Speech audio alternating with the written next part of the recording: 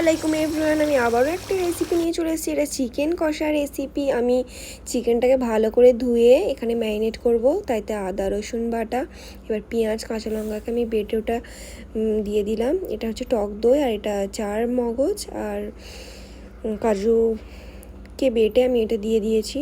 একটু গুঁড়ো দুধ দেবেন, গুঁড়ো দুধটা দিলে একটু ভালো স্বাদ আসবে, যাতে বিরিয়ানির মশলা এটা গন্ধও ভালো হবে, স্বাদটাও ভালো হবে। বিরিয়ানির মশলা একটু হলুদ গুঁড়ো দিয়ে দেবেন। তারপর আমি এটা সানরাইজের মিট মশলা নিয়েছি। এটা তো আপনারা দিতেও পারেন, নাও পারেন, কিন্তু আমি দিয়েছি, এটাতে আমার রান্নার স্বাদ বাড়িয়ে দেয়। একটু লবণ, কেওড়া জল, গোলাপ জল ভালো করে দিয়ে এবার কাশ্মীরি লঙ্কা, যাতে রঙটা ভালো হয়, কাশ্মীরি লঙ্কা দিয়ে দিয়েছি। কাশ্মীরি লঙ্কা দেওয়ার পর আমি একটু ঘি দিয়ে দেবো। ঘি দিলে এর স্বাদ আরও বাড়িয়ে দেবে।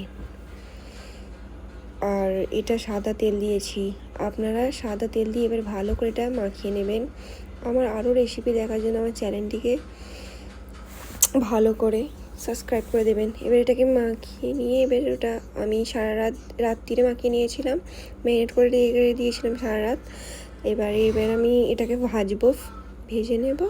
তাইতে একটু ঘি দিয়েছি, সাদা তেল, আর এটা হাই ফ্লেম করে ভাজবো, কারণ সারা রাত মাখানো ছিল, চিকেনটা আরও ছেড়ে যাবে, তাই নরম হয়ে যাবে, তাই জন্য আমি হাই ফ্লেম করে ভাজবো।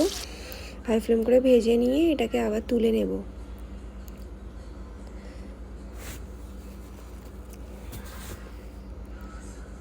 তুলে নেওয়ার পর আবার ওই তেলেতেই আবার যে ম্যারিনেট করে মশলাটা আবার দিয়ে দিয়েছি। দেখুন, দিয়ে দিয়েছি।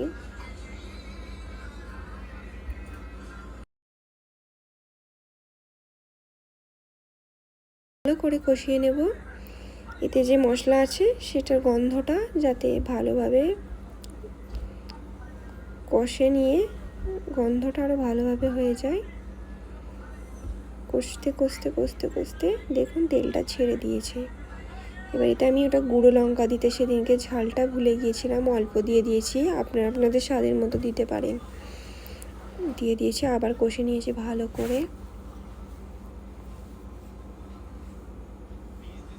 আর একটু ওই মশলায় একটু সামান্য জল দেবেন, নাও দিলেও চলবে।